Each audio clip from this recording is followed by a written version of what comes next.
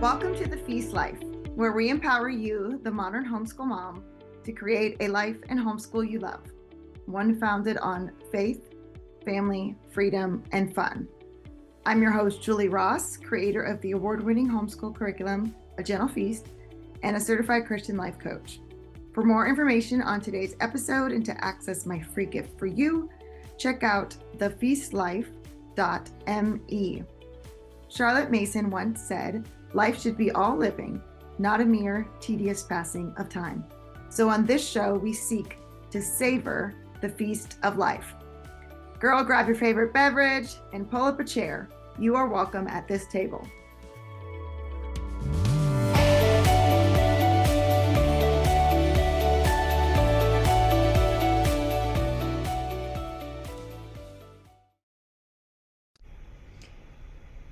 Hey everyone, welcome to The Feast Life. I'm your host, Julie Ross. Today's episode is something a little different. Today's episode is a clip from one of my coaching programs.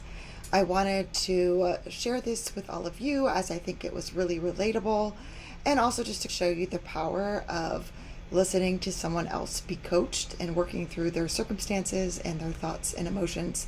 Even if you can't relate to this particular circumstance, I think as homeschool moms, we can all relate to having changes in our schedules or routines or life circumstances that are causing us to feel perhaps a little bit sad or perhaps discouraged, or we have this ideal of how we want things to be and how we think things should be, but our reality is not matching up with that. And how do we deal with the feelings that's causing? So that's what this mom and I talk about during this coaching call, and I hope that'll be beneficial for you to listen in.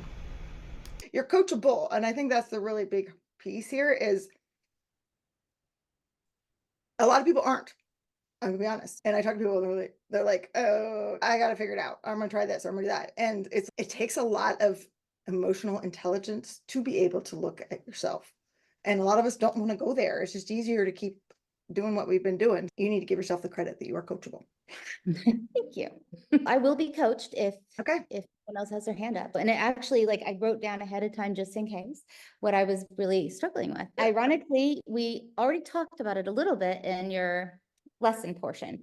So I'm doing a great job. I am adding fun ahead of each week, but the year and the months, I didn't prioritize that before. And so yesterday we went to the river and we got to hang out with some friends at the river. And then we went to my friend's house and I got to go horseback riding with her. And it was an amazing. You're making me jealous. I want to go horseback. Not every day, yesterday. It was awesome. That's so great. Yeah. I love that you're doing that. It ties in exactly what you're saying. Have you noticed the difference as you started prioritizing those things? Yes. And even yesterday, so for those, most of y'all don't know me if you weren't in the course. So I've got 3 children. We have a 15-year-old as of Sunday, a 10 and an 8. And our 15-year-old, my husband really wanted him to go to public high school. And that was a big struggle for me. That struggle has transitioned into a whole bunch of other teenage stuff. I'm like, oh my gosh, this is fun. And yesterday was one of the mornings. Oh my goodness. I just want to jump out of the window actually. And yesterday was one of those days in the morning. I just felt so despondent and out of breath, and having that fun, I love being in nature always my whole life. And it was just so, I was like, oh God, thank you for making all this rejuvenating scenery, and the water feels fresh and just, so making time for fun is also healing, I guess is what I'm saying through my example. Yes. Mm-hmm. But here's where the struggle I'm coming in for the coaching. So I'm so excited by all the fun things now. I know where this is going. I am putting too much on the schedule for fun stuff. And I'm starting to wear myself a little ragged. And there's just so many cool things. And so I've even decided to loop, because I'm like, I love the natural history portion of our curriculum, but I also found this really cool one on horses, and my daughter loves horseback riding and things too. And I'm like, okay, maybe I can do one week and one the other. But then I did the same thing with history and this and that. And then we're going to do this. Now I'm like, I know I'm going to burn myself out because I'm doing too much. Mm-hmm. And it's really hard to pick out which is the best fun stuff to keep. Mm-hmm. And which fun things have to be put on hold, because I don't want to put them on hold. but I'm sure there's things I need to, anyway, that's my thing. No, that's great. Thank you. Can anyone else relate to this? You're adding too much stuff now. Okay, perfect. That's great. First of all, it's normal. So if you haven't been putting fun in and you've been neglecting yourself, like the pendulum is going to swing the other way. And that's okay. So just recognize the fact that, yes, my brain is now trying to make up for years of no fun. And now it's okay because I'm like, you're speaking my life here, okay? Because I was like, I didn't do anything fun for you. I didn't even know what fun was. And so then when I started adding fun, I'm like, oh my goodness, I really love this. Okay, we just got back from this trip to Utah. And now where else can we go? And I told my friend, I was like, I know what now why people are like outdoor junkies, because it's like this like adrenaline rush of we're on the Whitewater Rapids. Are we going to survive? And then you get done and you're like, oh, I can't wait to sleep in my bed. And you go home and you should be ready. This is boring. Maybe I can jump out of an airplane next. Like, I totally see why people get all this like stuff because the next fun thing. The next fun thing. So here's the key. Yes. Is finding the fun in things that don't seem fun. Can your everyday feel fun without the big fun? And those are great. And I'm glad you're doing them. But you might want to reassess and look at some and go, well, maybe we only need to do one fun thing a week is like more than like, that's good for us. And so some people, they're like, we need something every day. That's okay. You know your family and your schedule and all that stuff. Yeah, I think that's really insightful finding, because I mean, I do enjoy like our everyday routine. It's shifted a lot, so it's not as enjoyable because now I have every other day like an hour round trip to drop someone to high school. And that cuts out the time where I was building in so I could do some reading or work out, or my youngers could have a more easygoing morning. So then they're waking up and then they're cranky, and then it's Are they in the car with you? Every other day. Okay. Because of the drive. Like on his bus days, they can stay at home sleeping because it's just 5 minutes up the road and I can drop him off and come home. But on his days that he has his soccer, he has to be there a little bit earlier. And then the traffic is horrendous. I just don't feel comfortable leaving them home alone for 40 minutes to an hour. Yeah. And that is a great time. So again, oftentimes we have these pockets of time in our day that we're not utilizing to their full potential. So that's why it's really important to know your purpose, know your vision, know your values, right? And go, okay, how can I make that work with this schedule? Because oftentimes we can think, oh, that now this isn't going to work because now I got to do this. And it makes us feel right. Like, I got to do this carpool. And now it's cutting into this. And now the kids are cranky. And that's not helping. So is there a way to utilize that time that fits in with your values? Yeah, so I've tried some things. I was like, oh, I could, and this is where I go back to it's not boring to cover the subjects that we need to do, but I actually love learning and teaching all the regular things. So I was like, okay, I have some Spanish DVDs so they can work on their Spanish in the car while we're driving, or the history or the story of the world. I'm like, it's world history, so we can bring that in the car and that's easy to play, or even like a read aloud. But when I do the read aloud or the story of the world, they don't pay attention. So then they're not like getting it as much. So the Spanish thing seems to work, but I was like, it's gonna be I guess they'll be fluent. That's a good thing. Give them 3 weeks and they can live in Spain. But that's what I've been doing. And then I listen to podcasts, and if my husband's home and they can stay in bed, I use that time to call my mom or my sister or listen to a podcast or a book. I think I'm using the time well, but I like way rather be doing what I've done for the past few years in the morning and kind of really mourning my beautiful mornings that I had built up. And I'm waking up at 6, so I wake up early already so I can get them there. I don't want to wake up earlier. Yeah. Do any of the beautiful things. That's early enough. So what does it look like to mourn your mornings? It's funny, but how are you mourning? Most of my emotions are like internal. So this is not nice. In some ways, I'm mad at my son that I have to now drive him there. Yeah, that makes complete sense. He doesn't even like his soccer days. And I'm like, do you know the sacrifice I'm having to make to get you there? Mm-hmm. Or when he's dragging his feet and then the traffic ends up being the 1 hour instead of the 40 minutes. I'm like, serious. I get resentful. There's the word resentful. I hate saying that out loud, but it's just the truth. And then Everybody's, yes, we totally relate. really, okay, when I'm talking, I'm not looking at the things and I'm like, oh no. Yes, we can all relate to that. And then I feel deflated because I felt like I wasn't doing all the big fun things before, but I was able to build in the time for things that I still found of value in the morning, similar to the Powerhouse 30 and somewhat inspired by that, and also things I had done before. And I love to read and have my coffee in the morning and just go for a little walk. And I don't know, I'm frustrated. I miss that. And I'm trying really hard to build it in where I can still do it. And I either have to do it when I get home, but we're in Texas and central, it's hot still. The temperature says 89, but I think it's lying. It feels more like 90s. And I want a pumpkin spice latte and a flannel shirt. And I cannot do that. Yes, I feel your pain. Okay, I want to go to Connecticut to have a road trip. Oh, Let's all go live our Gilmore Girl dream up in Connecticut in October, okay?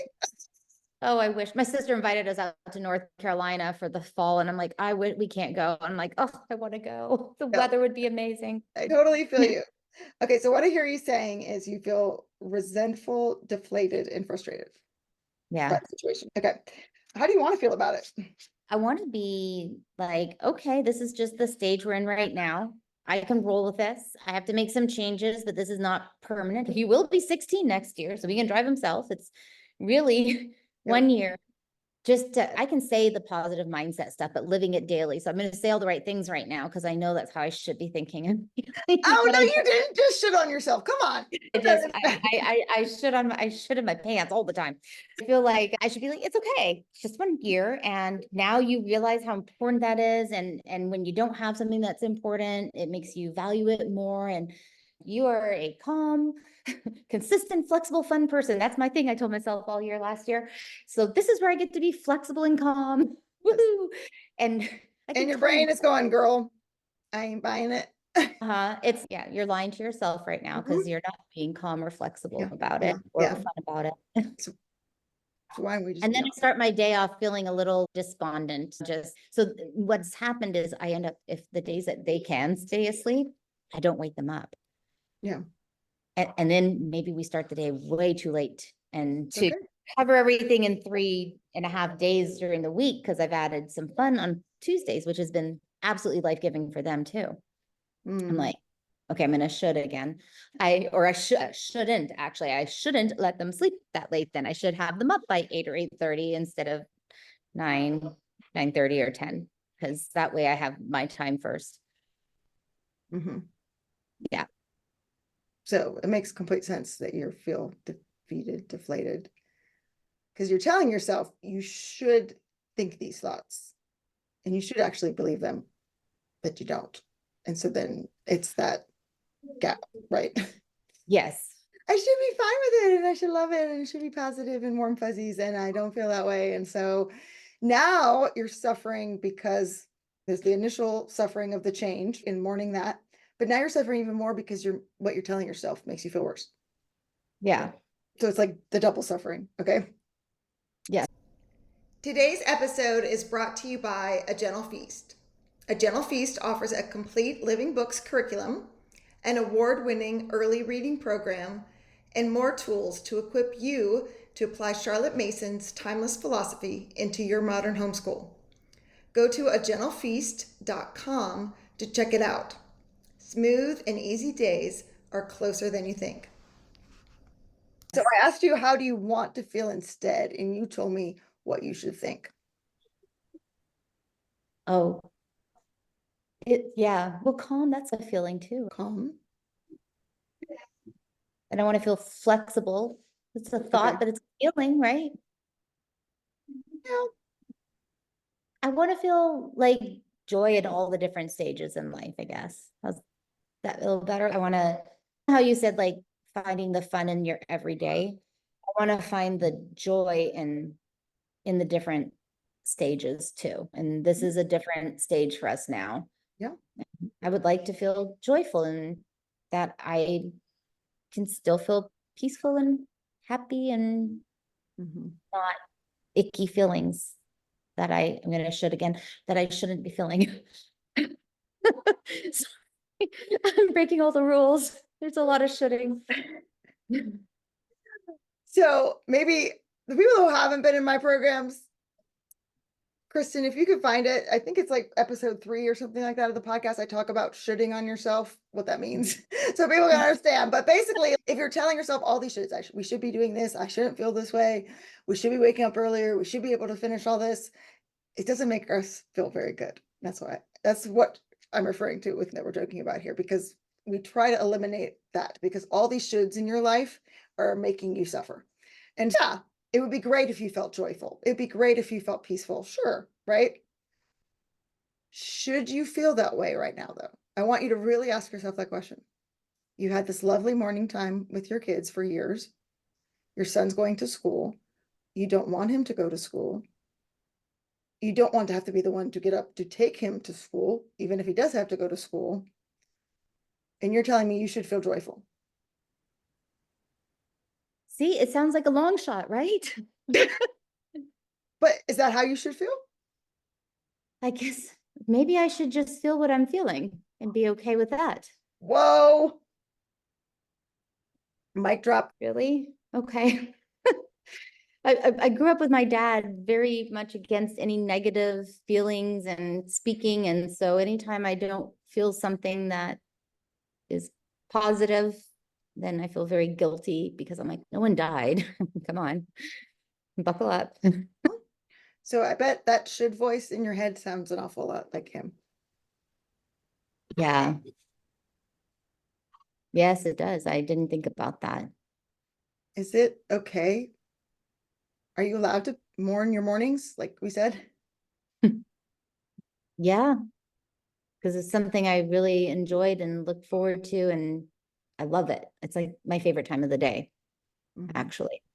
Yeah. And yeah. Let's just pretend you and me were having coffee right now. I'm like your BFF here because I am, right? And I'm like, I had this thing. It was beautiful. I loved it. It was such an important part of my life, and now it's gone. Okay, I would be like, oh my gosh, Julie, I'm so sorry. That's got to be so hard. I imagine you're feeling a lot of loss right now. Tell me more about it. What's going on? I'd be gentle. I wouldn't tell you you shouldn't be mourning it. But you told me I should feel joyful. No. Oh my goodness, I would expect a slap in the face for that. Oh, You're yeah. my big I don't care if you buy me a pumpkin spice latte. I'm out of here. Yeah.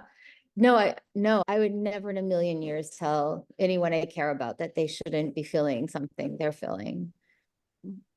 Even my children, if they're raging, they're feeling a feeling and it's there for a reason. Yeah. But I tell myself that all the time, beyond just the morning thing. Yeah. So what does Kim need to feel comforted? Because I'm sure you're really great at doing that for your kids. I don't know what Kim needs to feel comforted. I guess the first thing would be just accepting my emotions. And we had a lesson. See, this is where I need your class again, Julie. We had a lesson on feeling emotions. You did, yes. That week. I cried a lot that week. I need to go back module. Yeah, that's why it's there. That's why you have lifetime access. Keep going back. Yep. I'm gonna have to refresh myself on that one because see, this is where it's like foggy in my brain. I need to feel the emotions that I know. Yeah. But I don't remember beyond that what to do. No, that first part is exactly what you said. Just accepting yourself, not telling yourself you should be some other way, because it makes complete sense. We're all like, it makes complete sense that you would mourn that, and you can see that, right? I'm not looking at the people's, but okay. Yes. When you're looking at yourself, we can have that inner critic voice, which is often the parents saying you shouldn't feel that way, blah blah blah. But it's different when you think about it like a friend or your kids or your spouse, and you'd be like, if something like that happened to them, I'd be like, oh my goodness, that's so sad. I'm here to help you, here to comfort you. And then oftentimes, and I didn't know the answer to this question for a very long time. What feels good when you're sad, Julie? I don't know, because I'm not allowed to feel sad. because I would just tell myself I'm not supposed to feel this way. And I would just busy myself and move on with life because of dishes and people that want to be Yeah. done. What feels comforting to you? You mentioned riding horses. I think that sounds amazing. Yeah, that will, and since I'm getting back into that would be really, because that connection feels very nurturing and soul filling, and they feel your emotions before you know you have them. So they like, Yeah. it's a neat thing. Um, Going on a walk makes me feel better. Just like being, and we live in the country, so it's nice because it's nature, a lot of it anyhow, and it makes me feel. You said some days you do that and you have to do it, you do it in the morning because you live in Texas, but then you come home and you beat yourself up because it took away the time that you could have been starting school. Yeah, so there, that was, I don't know the word for that, but yeah, no, that won't help at that moment. Usually not. Let me Not go a for great way that to start the walk. day off. Like, how dare you? Sweating, drenched in my clothes before the day starts. It's not what I wanted. Although the weather's going to cool down soon. It will. Yes. Well, praying helps Mm-hmm. a lot. Just it sounds like a little in a box answer, but I mean that actually deeply. Like it feels very good when I pray to God and tell him how I'm feeling. Mm-hmm. Absolutely. Yeah. Have you shared with your kids? No, maybe accidentally passive aggressively with my oldest though. When Yeah, especially if and you he's don't want to dragging make his them. feet. It's not to make them feel bad. I'm No, miserable because years ago, but some mornings it's just really hard. I just yeah. feel a little sad inside. Oh, Are I would you? have never have thought to tell them that. And yeah, I don't tell my husband that either. I see, yeah, I've got to learn to acknowledge and be okay with my emotions, and I guess share it with those in my daily life. Because if they're having a rough morning, I'm like, okay, we'll rearrange things or we'll figure a way to help them. And I don't give myself that same grace. Well, it makes sense that you wouldn't share because if we can't give ourselves grace to feel what we're feeling, we're definitely not going to tell people. If we're already ashamed in our own Yeah, head that we're feeling something, we're definitely not going to tell anyone. But you also are limiting that connection that you want, like that deep connection with your kids. And so being honest, being vulnerable, not like over the top because they're children, but just in a yeah. healthy way. Just like, Mom, I'm having a rough morning. I wish I could have gone walking and I'm just a little down or something like that. I don't even know. Is that too much? I don't Like know. I sitting in don't. traffic is not my idea of a really good time. I really wish I could be walking right now. What do you wish you could be doing? Mm, And maybe it's not that everybody's on their devices. Maybe it's we're just gonna have an honest chat yeah. and be here. That sounds so simple and so big and scary to me. It is big and scary. Yeah, no, it makes complete sense. Yeah. And that's okay. Again, allow yourself to be okay with the fact that it seems scary Yeah. because things that are different, especially being vulnerable when you haven't been. Yeah. Yeah. I can be vulnerable when it's not the people closest in my life, but when they're the closest in my life, it's a very, You're going to see them again tomorrow. yeah. And the next, right? Yes. Yes. Yes. And doing that, just as I'm thinking, and maybe y'all have already thought of it, I'm just, since I'm the one doing on the hot spot or whatever, but I'm thinking this will teach them to not, well, help them not to have the same struggle I have, because they're going to see me being okay with being vulnerable and okay, I feel like this right now and I wish I could do something else. What do you feel like? What do you wish you could do when you're doing something that you didn't want to do and whatever, like making that connection and making it okay to be like that. I don't want to be in the car either. I'm just going to throw that out there. They'll be like, I liked it when I could sleep in my bed until 9 o'clock and I had to get up and do cartwheel with my brother. I'm sure they're thinking the same thing, but they don't know how to express it. They're Yeah. not comfortable with it. And so you're opening that door for them. So I want you And to think about it this way. When you have to have it all together all the time, what is it robbing them of?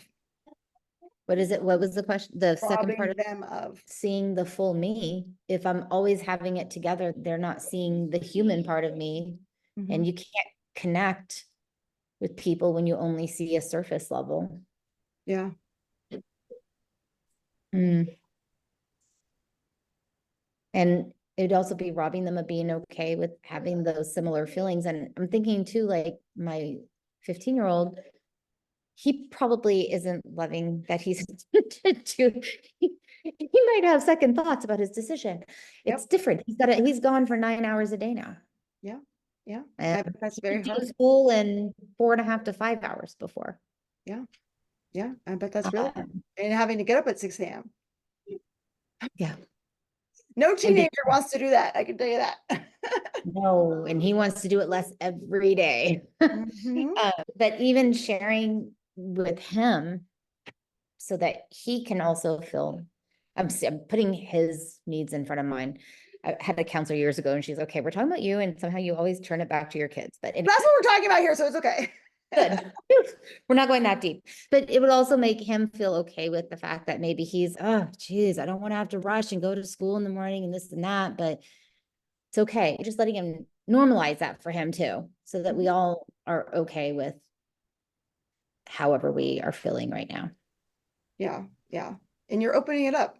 You're making it a safe spot for them to share. And that sounds like that was not a gift that you had.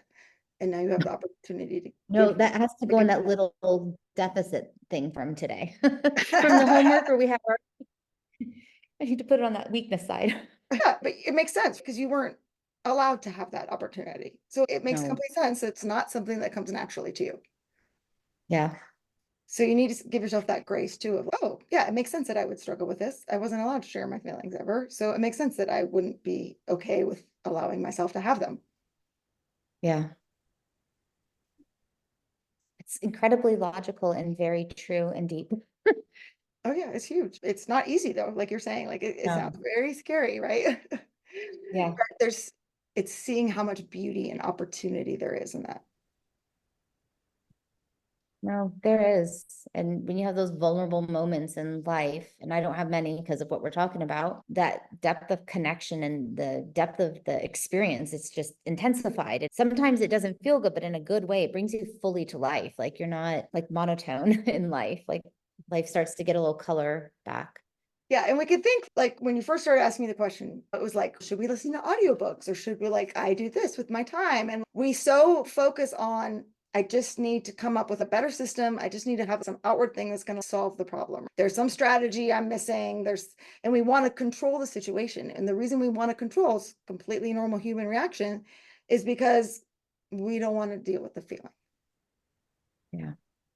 And that's why it's so key to have somebody mirror what you're saying back to yourselves because we get stuck in our own head and all sounds completely rational and normal. And until we take a step back and go, oh, what am I feeling? And am I allowed to feel that way? And is it okay? And how can I comfort myself in it rather than just trying to push it away? Yeah. It's not easy. No, I am actually going to be tonight or tomorrow going back over that emotion module. And no, because it was so good. And I remember I was feeling things when we were going through it. And I was like, wow, like I don't normally just let myself feel whatever was coming at me. And it was not this circumstance, just other things or whatever. And it was just very eye-opening, but maybe because it was so vulnerable, even to myself, I'm vulnerable. I don't want to be vulnerable to myself. And yeah, I would say that, yeah, anyways, just thinking out loud and half thoughts now, because I'm like, yeah, I'm going to really go back and just relive that little section there so I can have a little bit more growth and things. This is super helpful, Julie. Thank you. Yeah, you're so welcome.